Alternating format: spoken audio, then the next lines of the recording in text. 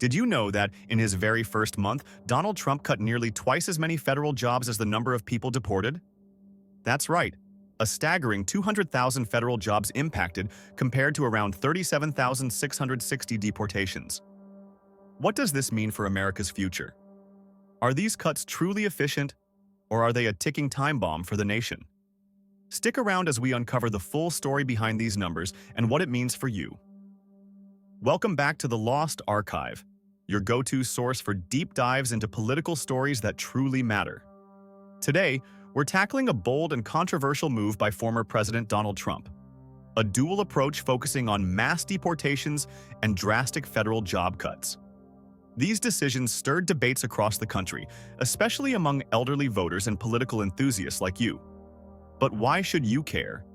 Because these policies impact government services, national security, and the immigration system, core issues that affect every American. We'll break down the key figures, discuss the unintended consequences, and explore what lies ahead. Let's dive in. Let's start with the numbers. According to a Reuters report, Trump's administration deported around 37,660 individuals in the first month, notably lower than the monthly average of 57,000 during Biden's final year. However, the real shocker lies in the job cuts, nearly double that number, potentially impacting 200,000 federal workers. Among them, 75,000 accepted buyout deals known as deferred resignations, ensuring pay and benefits until September 2025. Yet these cuts face legal challenges, raising questions about their sustainability. What happens if these reversals come through? Are we prepared for the consequences? Here's where things get interesting and risky.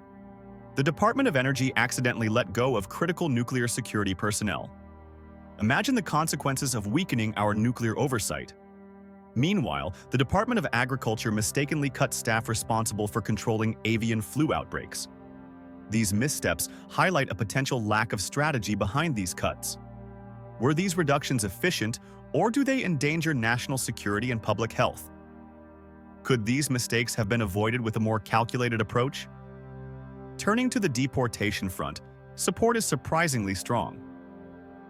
A New York Times Ipsos survey shows that 55% of voters back Trump's mass deportation plans, with 88% supporting the removal of undocumented immigrants with criminal records. But here's the flip side: due process. Kathleen Bush-Joseph from the Migration Policy Institute warns that expedited removals, which can happen in mere hours, deny people the chance to secure legal representation. This raises ethical concerns.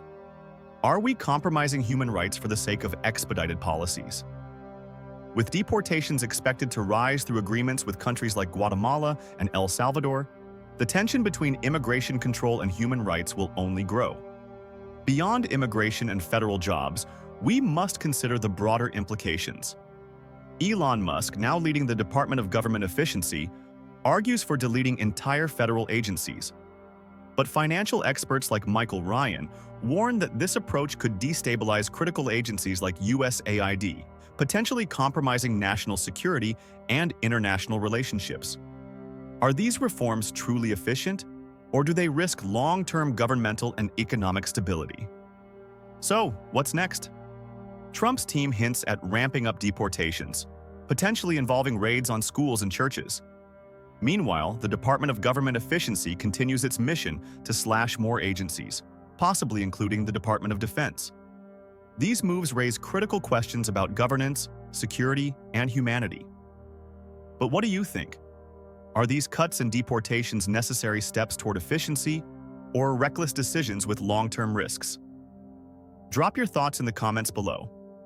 Don't forget to like this video, subscribe for more in-depth political discussions, and hit the bell icon so you never miss an update. Thanks for watching. Until next time, stay informed and stay engaged.